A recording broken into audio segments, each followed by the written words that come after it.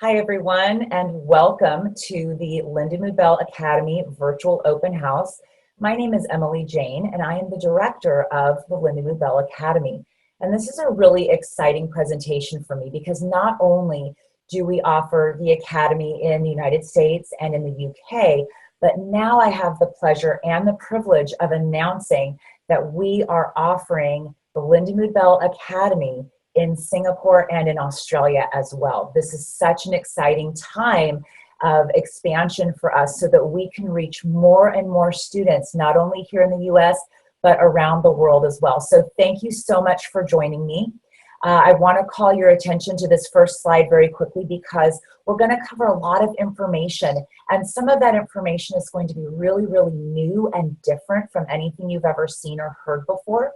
And you're bound to have more questions after this presentation. So to be able to communicate with you and continue to answer your questions and continue on this magical journey with you, we've included some contact information right here on the screen. So whether you're in Singapore, whether you're in Australia, we want you to be able to contact us as easily as possible to get those questions answered. So thank you so much for joining me today. I'm extremely excited to tell you about our unique and dynamic school, and a little bit of background information as well as to why we're so different and different from anything else you've ever seen or experienced out there. So grab your cup of coffee, grab a bottle of water and a snack, and let's settle in together. I'm so excited to come to you today. Let's learn a little bit more about the Lindamood-Bell Academy together. Here we go. The Lindamood-Bell Academy is truly a dream come true. And a quote from Nanci Bell, our CEO and co-author and author of many of our programs, is, "My dream to create a Lindamood-Bell school has come true. We're excited to share the Lindamood-Bell Academy with you and help make your school dreams come true." And that's exactly what we're doing here in Academy. This environment, as you're going to be able to see and learn throughout this presentation, is like nothing else that exists. We have found a way to truly blend very effective and research validated remediation in conjunction with a curriculum that can be differentiated to meet every student's needs. So the founders of Lindamood-Bell are Patricia Lindamood and Nanci Bell. And you can see their lovely picture in the background here. And what I want to show you with this slide is that our history spans quite a number of decades. In fact, we became incorporated in 1986. And from 1986 to 2019, we've been involved in a lot of different projects, a lot of different growth, and a lot of different building, all of which has the same sole purpose of providing a differentiated instructional experience for students who are struggling, regardless of diagnosis, regardless of how big or little their gap is. Pat Lindamood and Nanci Bell have together created this environment, these programs that address those learning issues in a way like no one else has ever done so.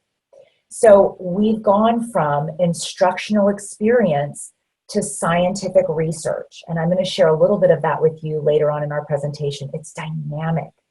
We've gone from having learning centers to school projects, to partnerships with school districts, to seasonal learning camps, to now our school. So in the beginning, we started asking a lot of questions because we've worked with thousands upon thousands of individuals of all ages and all ability levels and all different kinds of learning challenges. Some of them have a diagnosis, some of them don't. We have years of sitting across from children or adults who struggle with trying to read a word, trying to comprehend and understand a paragraph. And that provided us with a very unique insight into the learning process. We can now answer why some students can easily learn to read words and yet others cannot. We can answer why some individuals continue to decode below their potential despite years of special education and services, a variety of reading programs and or private tutoring. We can now answer these questions. We can tell you why some children continue to have difficulty memorizing sight words. Isn't that a key thing that we see as a component for students who struggle to read? Those sight words, right? We can tell you why many students can read words and text very easily, but yet they struggle to remember and comprehend what they just read. And we can tell you why many students can still read word for word, even at the end of phonological instruction. We can tell you a primary cause of dyslexia, and most important, the cause of dyslexia can be remediated. This is groundbreaking information. And again, I'm teasing you with that right now, but we're going to talk a little bit more about our contribution in that realm. It's extremely exciting. Dyslexia does not have to be a lifelong struggle.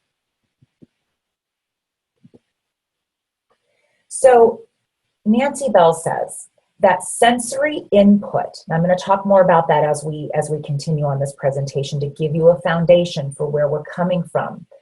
Sensory input is the foundation for cognition and for learning. The primary cause of learning difficulty is not low intelligence, socioeconomic status, gender, education, nor is it motivation.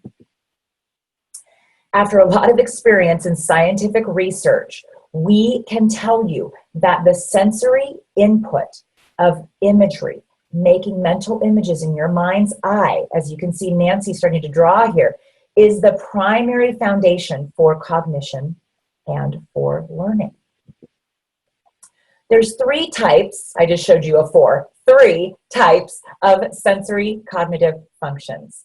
The first one is something that many of you out there might be familiar with, this term called phoneme awareness. That is the ability to perceive the identity, number, and order of sounds within a word. So for example, in the word stop, s is first, t is second, ah is third, and p is fourth. That's perceiving identity, order, and number of sounds within a word. Now, there's a component part to that, and that is symbol imagery. It's another separate sensory cognitive function. Sensory meaning using one of your senses, cognitive meaning the way your brain processes that sensory system. Symbol imagery is the ability to create mental imagery for sounds and letters within words.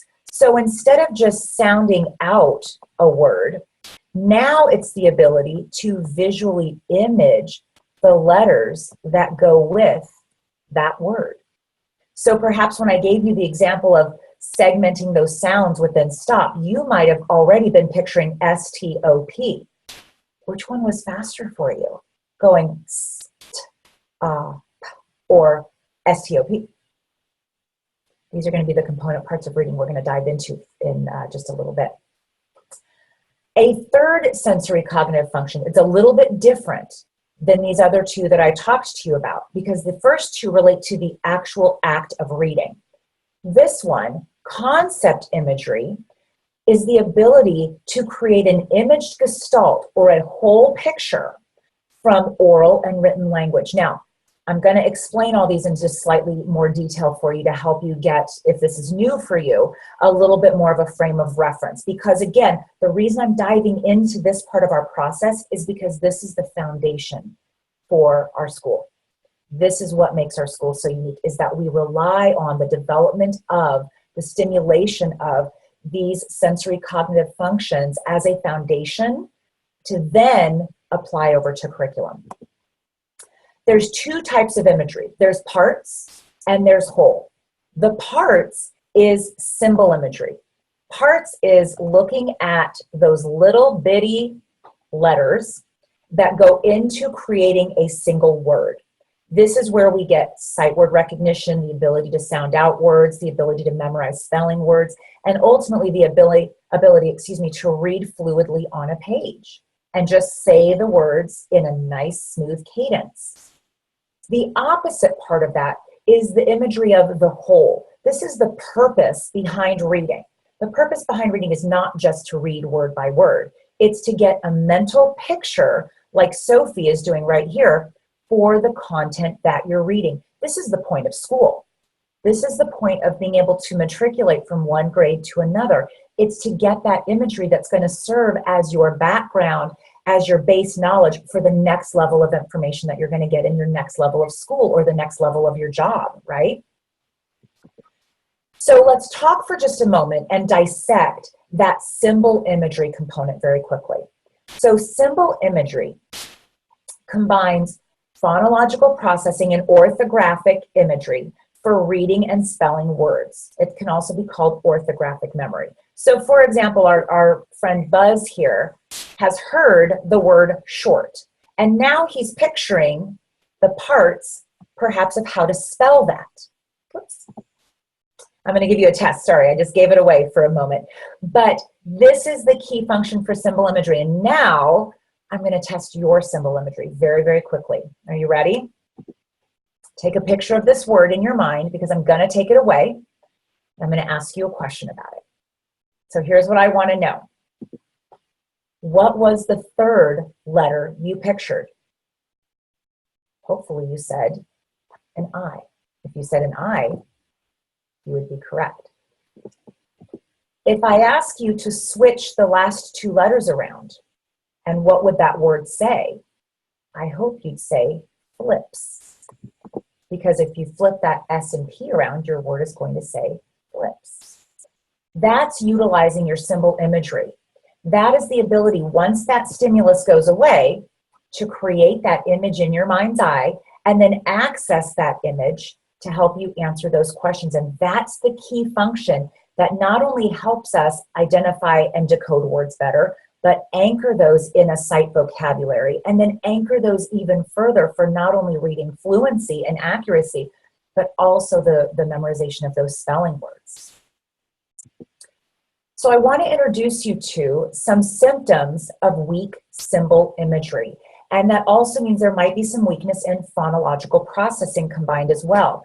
Weak word reading skills, word attack, and word recognition. So the ability to sound out words as well as instantaneously recognize those sight words. If you are weak in that function that I just did with you with flips, then this might be something that you're seeing as a weakness in your child. Orthographic awareness and phonological awareness. Again, that simple ability to access those sounds and image those letters.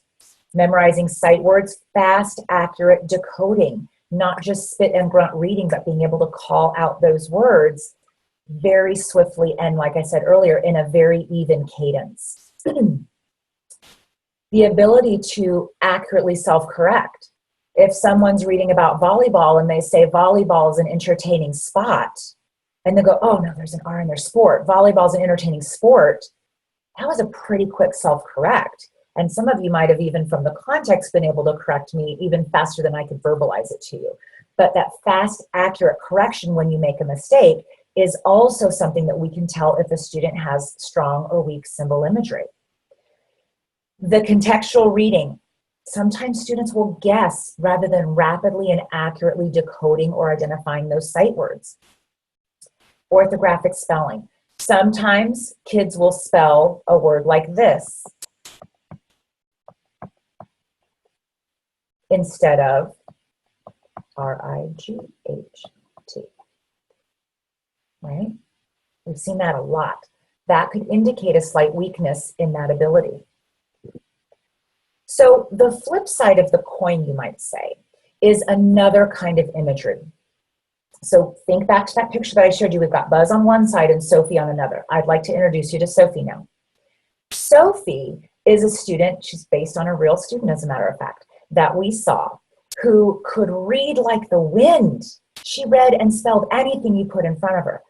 But to retain the imagery, to retain the comprehension and understanding and then interpretation of that information was really hard for her. So Sophie had a weakness in concept imagery, that ability to create that mental picture or movie for comprehension and thinking. And so again, I want to write this on here because really it is the ability to create a movie in your mind's eye for information that you're receiving, okay, whether you're reading it or listening to it. And so let me give you an example of how you can test your own concept imagery. Let me read this phrase to you. The big black horse ran across the green field. With his head held high, his hooves pounded the ground, and his thick mane blew wildly in the wind. It makes me want to narrate an audiobook. I get really excited about this kind of imagery. Now, how many of you, from that sentence that hopefully you read and also listened to, can picture the color of the horse? What did you picture that horse doing?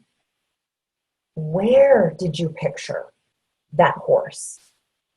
If you pictured the horse eating hay at the barn, probably you're not matching, right? This horse is running across a green field, his mane blowing wildly in the wind. I mean, I'm picturing like the Black Stallion or Black Beauty or something like that. Not a horse sitting stationary in a barn eating some hay. So this is the ability to create that mental imagery. And if a student struggles to do that, they're going to struggle with a lot pertaining to curriculum. Because what happens is information, whether it's oral or written, is going to go in one ear and out the other. So for example, students with comprehension issues, sometimes they're suggested to use audiobooks for whatever reason. Well, an audiobook may not help create that mental imagery in the mind's eye. So what happens is this student, this Sophie, is going to grasp parts and random details and some facts, but maybe not put it together for that whole picture. The ramifications with a weakness in this area are big, because here's what happens. You have to have that imaged whole in your head so that you can do higher order thinking. It used to be that students transitioned from learning to read to reading to learn right around the 4th grade. And now what we're seeing with all of these pieces that are making students do this critical thinking aspect, these higher order thinking skills, that's happening as early as kindergarten now, right? And if you don't picture content well to remember it and process it and understand it, you're going to struggle with getting a main idea. Your student's going to struggle with drawing conclusion, making inferences, predicting and extending. Isn't that what the majority of science and social studies and ELA and even math is all about? It's taking the information you're being presented with and extending it even further. Being able to evaluate a situation. These are going to be struggles for the student that has a weakness in making that movie in their mind's eye. So let me now introduce you to some symptoms of weak concept imagery. We've already talked about several of them. Written language comprehension can be a challenge. Even for the best reader, it still goes in one ear and out the other. How many times has maybe one of your children that you either teach or that you've raised, or even yourself, read through a paragraph and you had to read it again? And maybe you had to read it again to try to continue to pull out additional information. Let's face it, we all get distracted. This goes beyond simple distraction. This goes to, I'm struggling to make all of this make sense and put it together. Critical and logical thinking and problem solving, oral language comprehension. Following directions can be really difficult. Sometimes it's not that kids choose not to follow directions, it's that they simply can't hold all of that language. Oral language expression, written expression are going to be tricky. Grasping humor and interpreting social situations. That is a key clue in oftentimes identifying a concept imagery weakness. When a student doesn't laugh at a joke, even if it's an obvious joke, that might be a clue. Understanding cause and effect, mental mapping and responding to a communicating world. Understanding when and how that give and take of conversation, an appropriate give and take of conversation, can be really tricky for students. And so I've talked about these separately, but let's look now really quickly at a paradigm of integration of these skills, okay? So auditory processing, that phonological sounding out word attack, is one piece to the reading puzzle. Visual processing, that symbol imagery, word recognition. Again, this is your sight words, okay? So we have the ability to decode over here. Oops, C-O. Can spell that correctly. Use my symbol imagery to correct that for you. And our sight words. So those are the parts to putting reading together on the page. Then you put those together for reading on the page, and now you have to read and use context and use your vocabulary to help support how you're sounding out those words and how you're recognizing those sight words. But really, again, the whole purpose is that big picture, comprehension.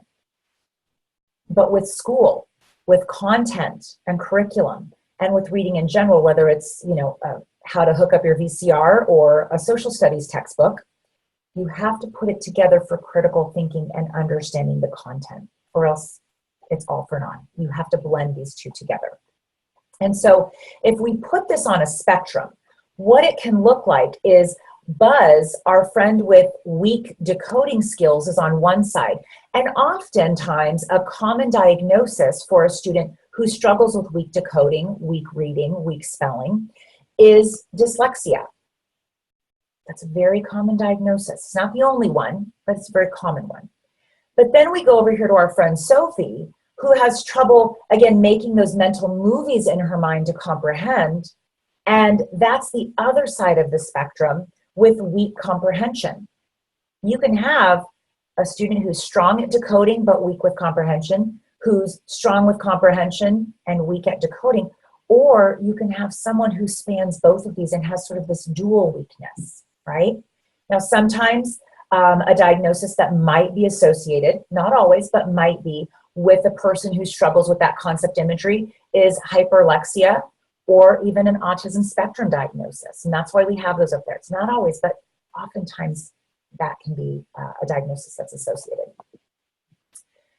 So what does that foundation, again, have to do with our academy? I felt that it's really pertinent to explain where we're coming from. And I hope you've hung out with me through this part because, again, it's the foundation for what makes our model so different. Our school is founded on over 30 years of experience and research. That's critical and crucial in our learning centers. What we created years ago has now expanded into the Lindamood-Bell Academy. Students of all ages from kinder through 12th grade can stay with us, not just with sensory cognitive instruction and remediation, but now for a school experience, right? And be in our positive, successful learning environment, and yet still be enrolled in school. It is a dream come true, and it's my dream, quite frankly, to be the director of this school. I feel a little bit like a pioneer. So our mission statement, it's very crucial that you understand what is our goal when we're working with our students. Lindamood-Bell Academy believes passionately. That is something we all have, every person who works with your students, passion for this process. We believe passionately that all individuals can learn to their potential. We are a unique K-12 private school that develops, here it is, the imagery, language, foundation, those sensory cognitive processes that we just got done defining and explaining and learning about. We apply that for success in language processing and for success in curriculum. If those foundations are missing, then we're still going to be seeing that same pattern over and over of lack of academic success in curriculum. And as I'm going to explain to you through this presentation, success is going to look different. Success is not just straight A's, okay? I want to dispel that right now. Our approach. You're going to hear words and you're going to hear me say unique, differentiated, but those are powerful words that ring very, very true. We offer a unique in-person or online accredited private school where we develop, again, imagery, language foundation for language and literacy skills and success with curriculum. Here's another way to kind of look at this. So We often will start with a period of instruction for our students to develop those sensory cognitive processes. We learn where those weaknesses are through assessment. We do assessment, we identify those weaknesses, we address those weaknesses with our remediation, and then we immediately go on to, once those are addressed, the goal of Academy, which is a year-long application of the imagery language foundation, those sensory cognitive processes, directly to curriculum. And that means a more independent learner, not a learner who's going to get straight A's, but a learner who maybe does homework on their own for the first time, maybe reads their first page of text independently, maybe gets a C on their spelling test, whereas before they would have shut down and maybe not even tried. There's all manner of success at Lindamood-Bell Academy, and I get the pleasure and the privilege of seeing it daily with all of the work samples that come in, with the stories that our instructors are telling and that our teachers are telling and that our students are showing off. So who are our students? What a perfect segue.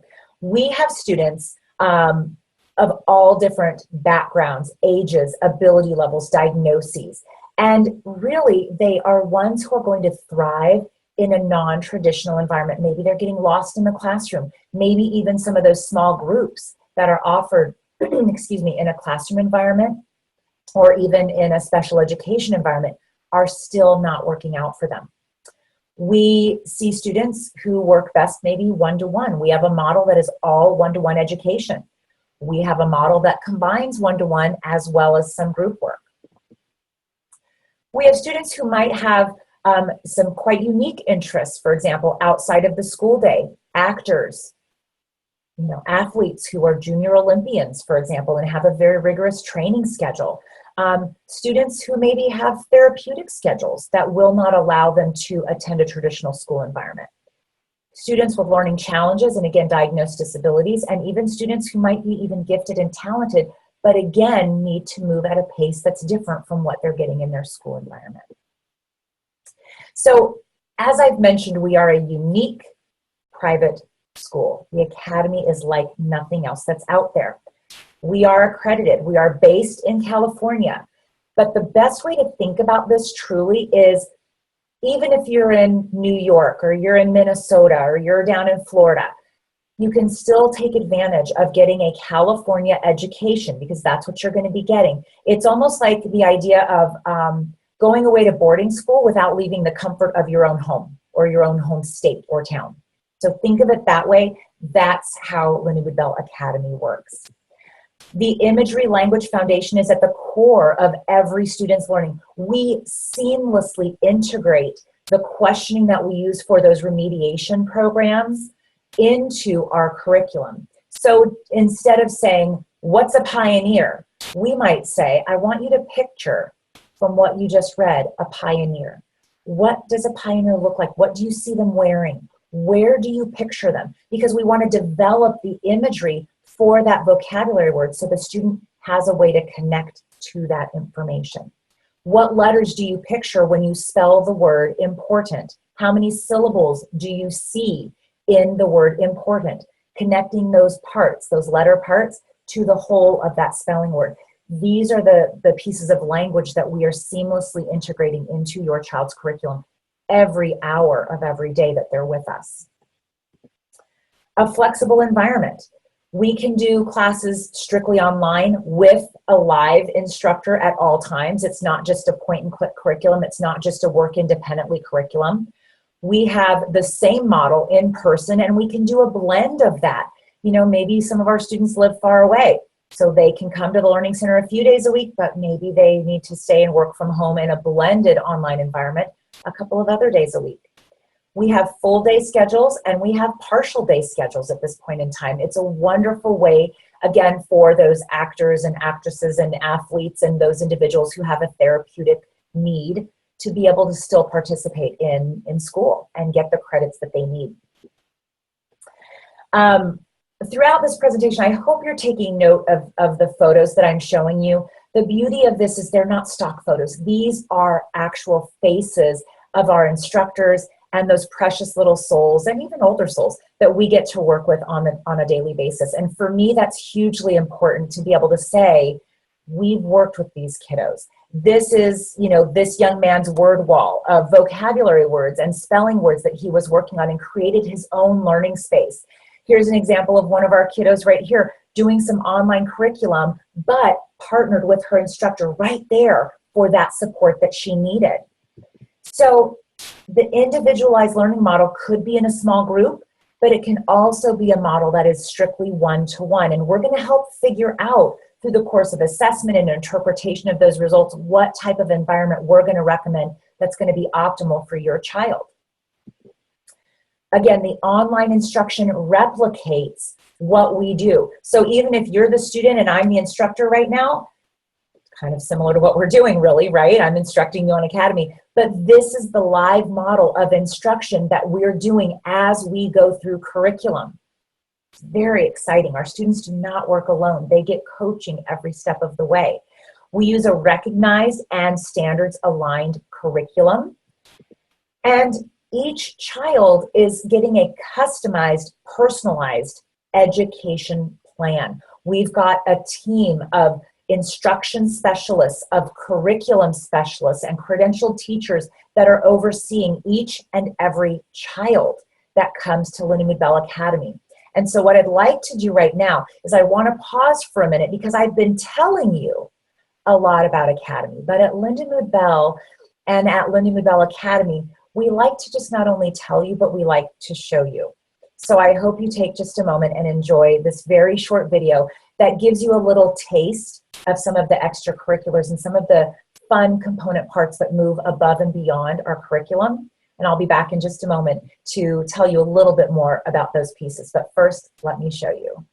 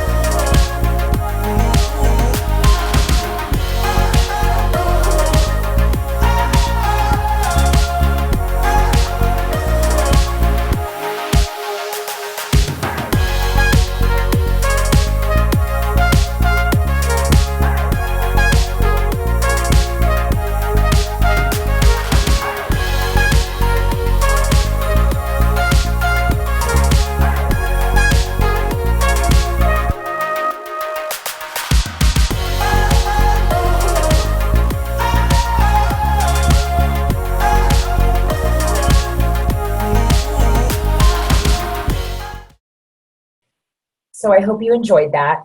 I always love being able to see, especially in a video form, how all of these pieces kind of come together. And what I hope that you saw was that not only is the student the center of everything we do, but there's a lot of additional components that we add to our school and that we have built up over just our 3 years. We're going into our 4th year now of being a school. So our student-centric model consists of curriculum and instruction team members. And yes, you heard that correctly. There are plural, tons of people who are partnered together for your student and their academic journey. We are having them overseen by managers of curriculum. And then also in partnering with Pearson Connections curriculum, we've developed this very well-rounded focus for the students. Our learning model, and this is just another way to look at it, is we have managers and even directors of curriculum and instruction who are overseeing each child. There are multiple credentialed teachers who have their hands in the pot, so to speak, and are making these curriculum plans. And we've got instructional experts that are the experts in not only taking those curriculum plans and implementing them, but they're the experts in those sensory cognitive functions. And that's really critical. What I want to tell you transparently right now is not every instructor that is working with your student is going to have a teaching credential. They are supervised by multiple folks with multiple types of credentials, including teaching credentials. But not every individual instructor is going to do that with your child, and that is okay. Let me tell you why. because instructional experts need to know how to take those sensory cognitive foundations, that imagery language connection, and apply it to curriculum, okay? That's really critical. We are very particular in how we hire anybody who works for Lindamood-Bell and Lindamood-Bell Academy. And we make sure that those sensory functions are intact for those instructors as well. So not only have they become experts on how to teach reading and how to teach comprehension and how to teach the combination of that for math, but also then how to apply that to curriculum with the support and guidance of our credentialed teachers. Very well-rounded and supported model we've got here. So a day in the life. This is what that video you just watched would have illustrated for you a bit. So we do morning mashup meetings, call it homeroom if you will. It's a chance for our students to come together either online or in person and get some daily news and notes. Sometimes this is done, by the way, more than a couple times a week because we want our students to have time to come together and bond. With offering a one-to-one environment, socialization is key. And what I'm also going to show you is that there's lots of different opportunities for not only individualized learning, but also those social experiences that really help a child thrive in at school. We offer a consistent daily schedule. Now, everybody knows that people get sick, right? But we offer a consistent schedule of clinicians as much as we can, of instructors. We offer a consistent schedule of what subjects we do at what time so that there is consistency, there is expectation for that student. And that can create comfort and it can create relationship between instructors and students. We strive very, very much to create that because child's learning is also based not just in structure, but in relationship. And that's something that means a lot to us. Remember I mentioned that passion that we all have? This is a critical part of that passion, is developing those relationships and that trust with a student who in many instances have never trusted a school personnel in their life. Instruction is delivered in various formats. Again, I mentioned sort of the online, the one-to-one, the in-person, the small group, but even instruction in learning modules, in calendar time for some of our littles. That's a new component that we're offering this year that's going to develop and supplement our Kinder Second curriculum. Very exciting. Lots of different hands-on and project-based learning opportunities, along with some more traditional elements of textbooks or online textbooks of curriculum as well. Breaks for snack and lunch. Yes, recess might look a little different in a Lindamood-Bell Academy Learning Center than, say, at a traditional public school. But that's okay. We still have opportunities for students to get that social activity, get that physical activity in their break time, in their lunchtime schedule. We also offer a complimentary zero period. So from 8 in the morning until 8:30 in every learning center, we offer 30 minutes of zero period. And that can look like a student coming in to do a little extra work on their homework. Maybe they didn't get it completed the night before and they say, Mom, I really want to get to school early so I can finish that component. We offer that at no additional charge to our families. Sometimes we may not have, or the student may not have homework, but maybe we have some seasonal activities that we have provided for students. And so that's a great opportunity for them to come be social, do some hands-on activities, maybe some crafts or some art or some STEM activities that might be related to a certain season, or get a start on some community outreach projects that we might be doing for those students as well. I mentioned very briefly, but AMS is a feature of what we offer, art, movement, and STEM enrichment activities. Those are activities that take place at lunchtime. So we have a portion of time dedicated, obviously, to just relaxing and to lunch. But again, we want to keep some activities to keep enriching our students and utilize these learning opportunities and moments in the form of group activities, along with a lunch schedule and kind of clubs, an art club, STEM club, which stands for science, technology, engineering, and math. So lots of hands-on experiments and things like that. Additionally, we have school-wide activities. We had our first inaugural school-wide science fair last year. It was an amazing hit. Our parents were amazed. Our students really loved the joint combined effort in collaborating to explore the scientific realm. We have school rallies. One of my favorites is Holiday Hoopla. And so that's right around the holiday break for winter. And so we come together and throw a big old party, really. And it's super fun. And we have snacks and we make a video that's really fun. And we have our learning centers log on and all of our school campuses throughout the 50 some odd locations that we have come on and say hi to each other, because it's important for them not just to connect in their individual school environment in a learning center, but also see the bigger digital school that they are a part of. We have yearbooks for our end of the year celebration and graduation ceremony. This is huge. They walk away with a yearbook that you don't have to pay for, Mom and Dad. It's amazing. And we also, like I mentioned, do some community outreach projects, especially during the period of time right around the holidays. That's a big key time that we like to do that. That's just to scratch the surface, y'all. We've got a lot more that we offer too. A word quickly about our curriculum. We, again, partner with Pearson Connections Learning. It is a recognized and proven curriculum. It is standards-based and standards-aligned. We use the Pearson Connection management system so that you as a parent can log on and get up-to-date information about grades, about progress. You can see assignments, etc. It's very exciting, and it's a great way to partner with us as you're monitoring your students' progress.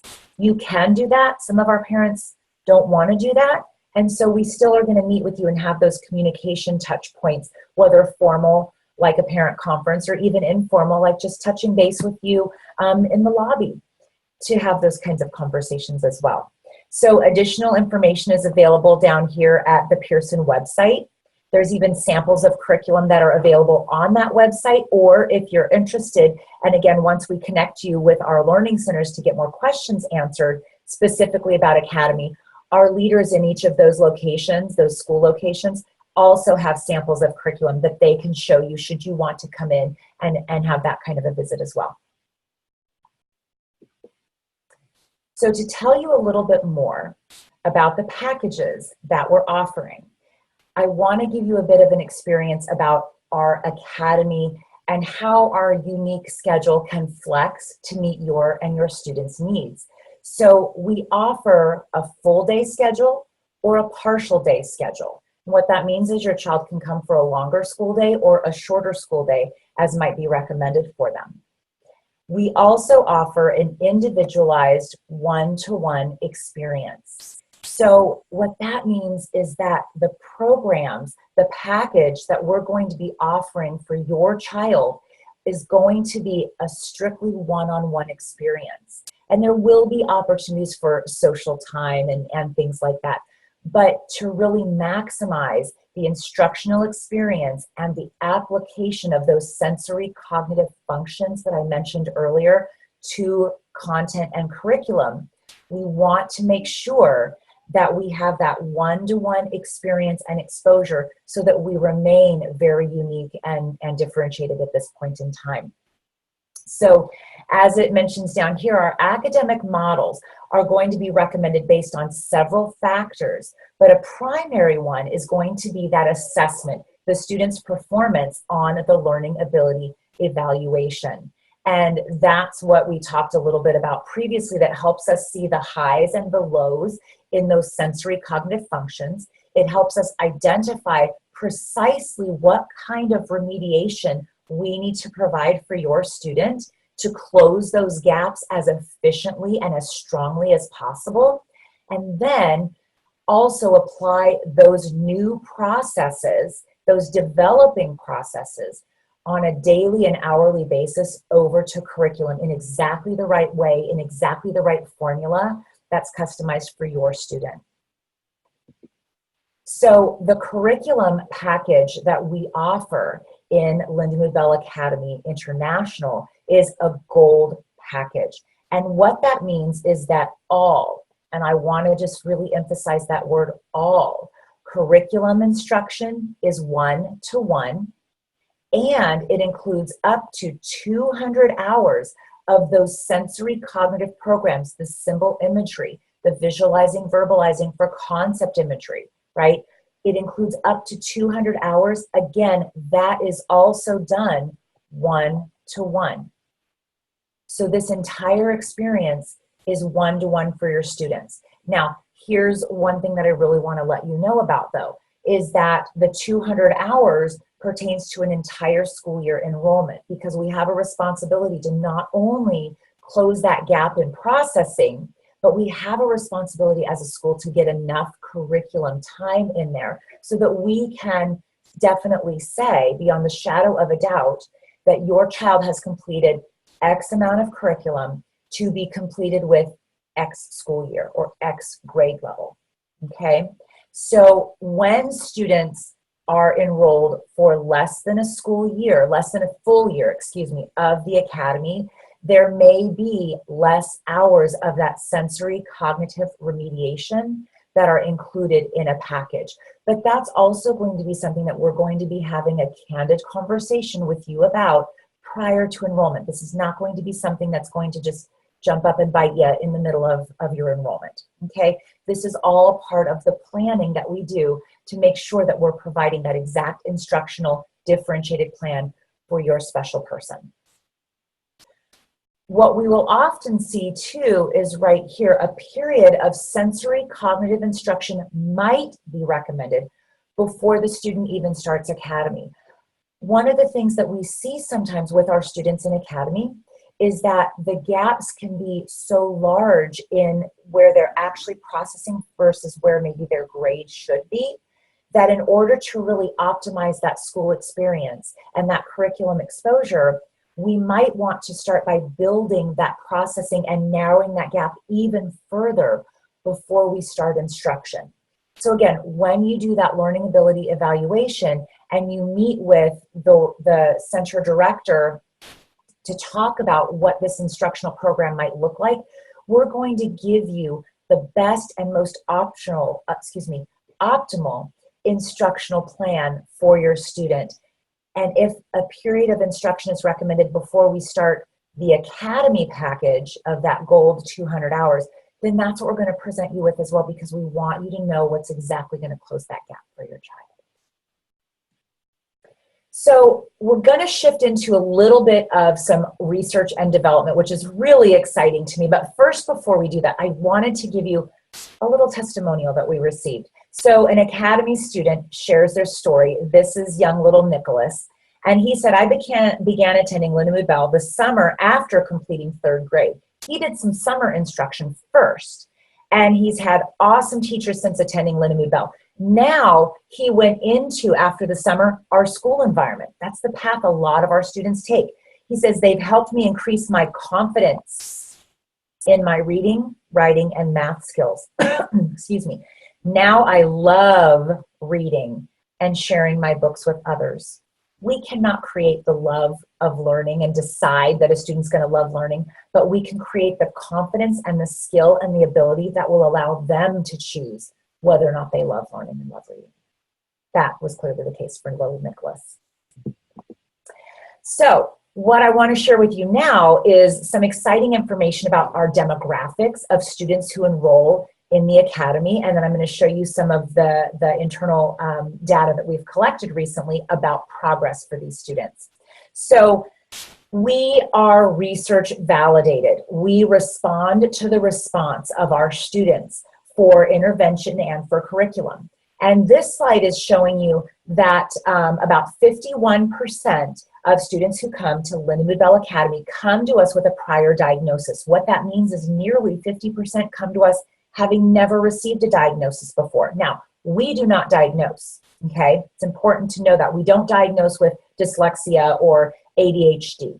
However, we can dissect and figure out exactly where that learning process is challenging for a student and remediate that. You don't need a diagnosis to do that. But what I thought would be interesting to show you is that 22%, so over a fifth of our students, come to us, almost a quarter of them, with a diagnosis of ADD or ADHD. Another large percentage come to us with that diagnosis of dyslexia. And then you can see, if we add this up, another fifth of our students, right, almost 20% here, maybe a little bit over, come to us with some other kind of diagnosis, including specific learning disability, autism spectrum disorders, central auditory processing disorder, hyperlexia, and then there's some others in there thrown in as well. But this is really important to understand and note, because a lot of times parents go, yeah, but do you work with students who are dyslexic? Yeah, but can you work with students who are ADHD? The answer to that is a resounding yes, we can, because we get that learning profile and we can go ahead and address those areas where they're weak. So this is a really exciting slide for me. This is a sampling, and sort of not a sampling, excuse me, an average of all of our Academy students from the last 2 years of Academy. And what I want to show you is that an average age of students is just barely 12 years old, and the average grade for that is about 5th grade. Now, if you might be doing some inferencing right now, you might go, well, yeah, usually they're 12 years old in the 6th grade. This could indicate that a lot of these students who actually come to Academy have already been held back for a year. That's my sort of quick thinking assumption here. And the number of hours on average of instruction that they've received, 858 hours.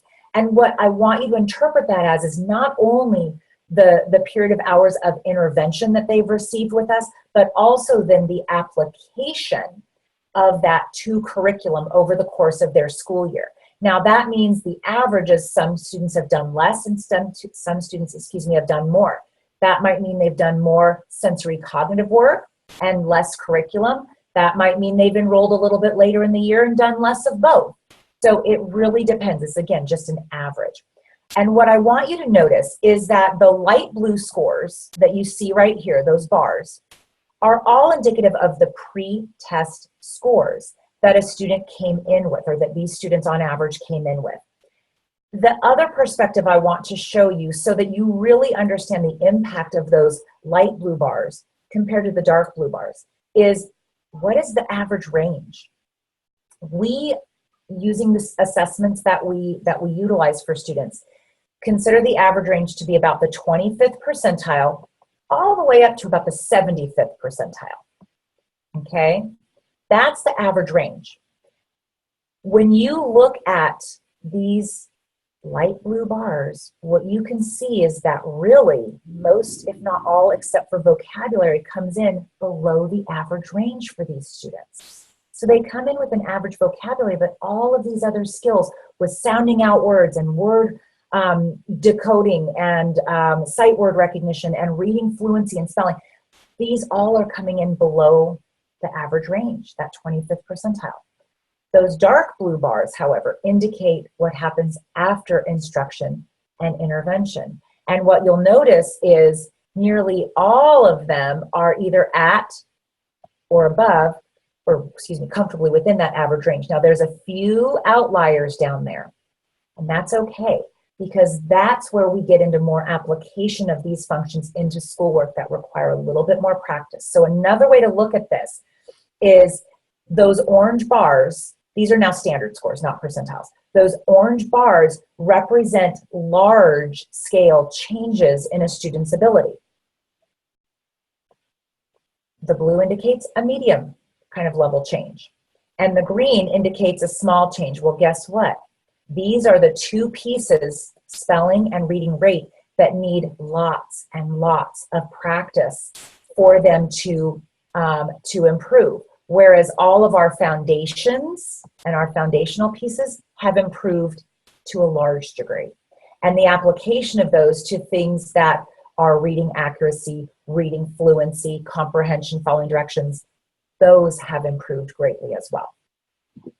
Now, this slide, it looks almost the same, but this is now specifically our special education students. Now what I want you to notice is there's a slightly smaller N. It's about half of what our previous slide was. The average age is now about 6 months older. Same thing with our grade level, slightly older. And the trajectory of what happens with those pre-test scores is these students are coming in even lower than the general average of our Academy students. And yet, at the same time, what you can see is the results from all of these dark blue bars indicates nearly the same amount of gains, if not in some areas more. And so again, excitingly enough, We have our spelling, that's a greater gain than just our average. Everything else looks about the same. Fluency is a little bit lower because, again, that rate is involved in that. And these students in special education need a little bit more help with that, a little more application to get that bar bumped up.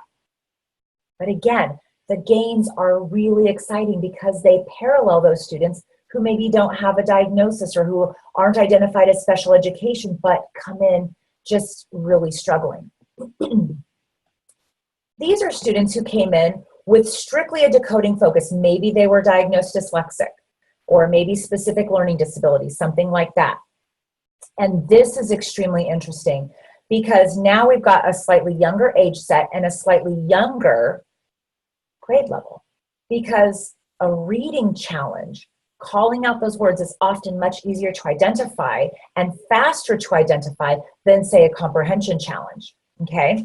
So what you'll notice is, again, those light blue pre-test scores, really far below average, really far below average. And yet, those retest scores, those dark blue bars, are definitely now up within that average range. Huge growth.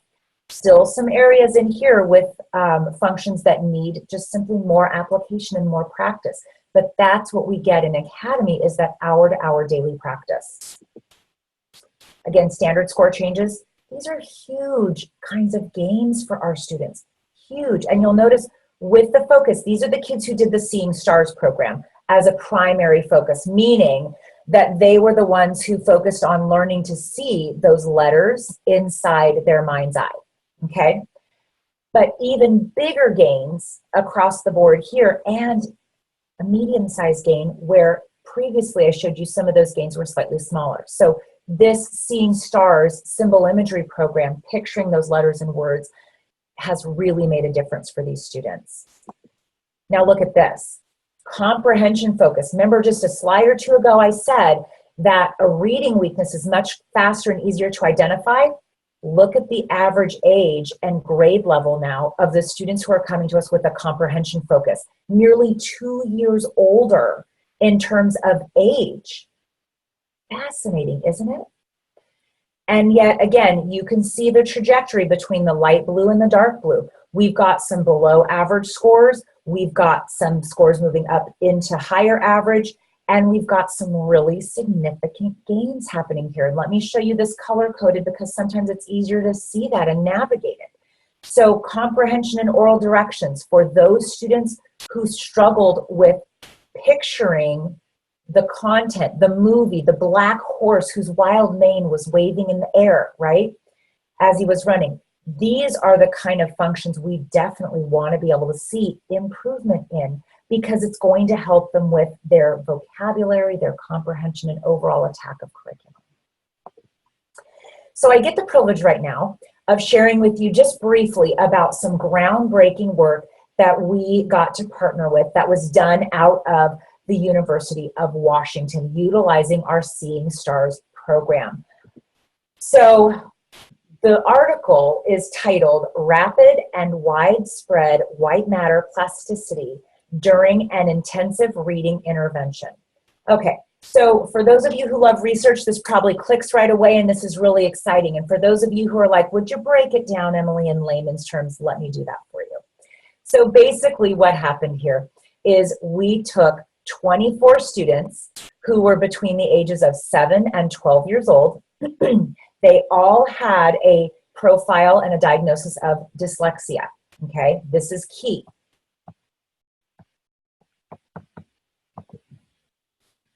This is key.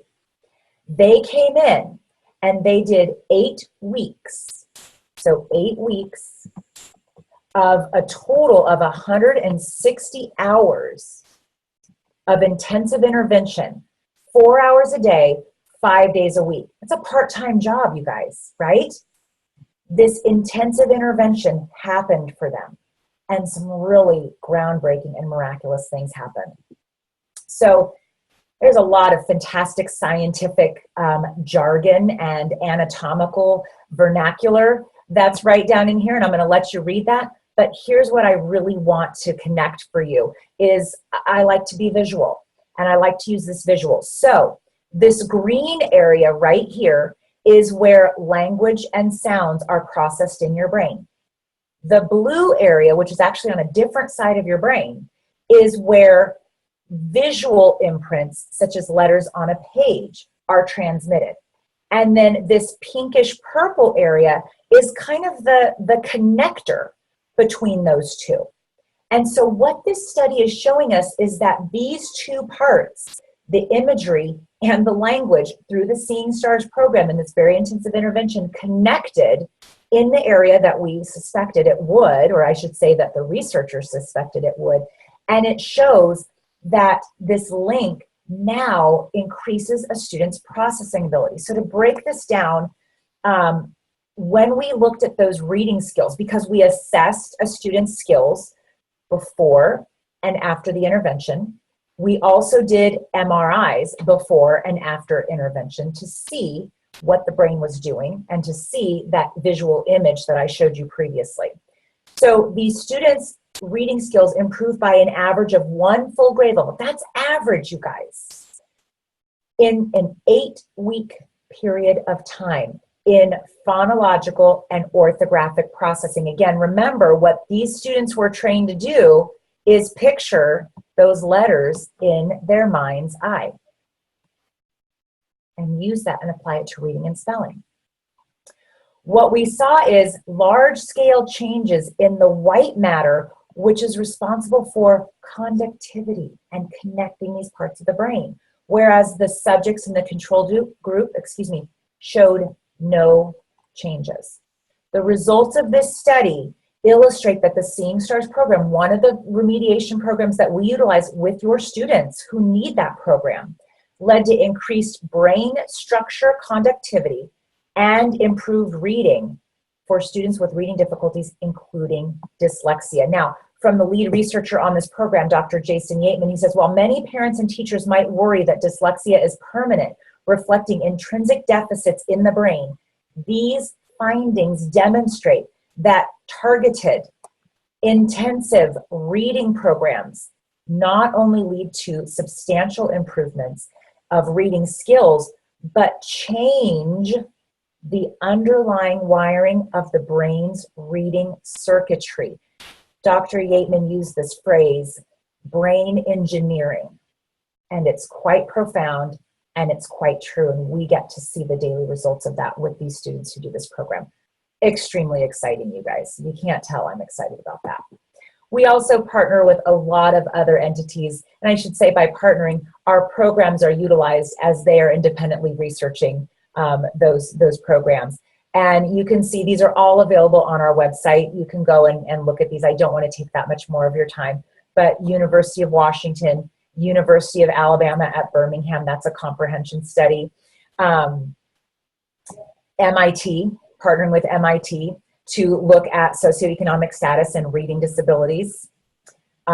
Very exciting. Again, Georgetown University, Texas A&M. Again, please, I encourage you to go to our website and look at those. It's really fascinating information, and it really adds credence to what we're saying when we say we are evidence-based. When I say we're research validated, not just are we doing our own internal assessment and analysis of that data to respond to the response of students, but we have these partners in research that are independently verifying that as well. And that's just something that's so exciting and helps us build our model and continue to build that model and redefine that model. So one more story for you very quickly. Lindamood-Bell Academy has been a very positive environment that has taught Justin amazing skills for learning, enabling educational advancement beyond what we had imagined. This is a parent of an academy student in Los Gatos, and I actually had the privilege of meeting this family personally and meeting this student, and it's amazing. It's amazing when I get to get out in the field and meet you and meet your students and see them, whether it's even in the virtual realm or in the live individual realm. It's just amazing, the dreams that come true, the students who go from being not confident, being scared of school, having such anxiety, to finishing the year, coming into an instructor's office and saying, look what I did, guess what I did, look how I did, look what I've improved on. You can't buy that kind of happiness. It's amazing. And I'm so privileged to be a part of that. So to get started, we always start with that evaluation. I mentioned that previously. We do then a consultation and a customized meeting for you to lay out what an instructional plan is going to look like for your child. We also are going to do a little bit of an interview and a conversation and talk to you a little bit more about what are your desires and expectations for the academy and for the instruction. What are some concerns you have? What are some things to share about your student that are positives that you want us to be aware of? So again, that's speaking with us about your student. It's completing the learning ability evaluation, and then it's meeting to discuss that instructional plan. There are all sorts of questions that you are bound to have. I'm positive about that. You're welcome to contact us at these numbers or look at us at Academy online, and you can even email us your questions as well after the fact. Again, my name is Emily Jane. Thank you for hanging in there with me. It's been a pleasure to come to you today and share obviously something that I myself am so passionate about, and that I really look forward to hearing about you and your students and seeing what we can do to get your student on their dream of academic success. Thanks all for joining. We'll see you next time.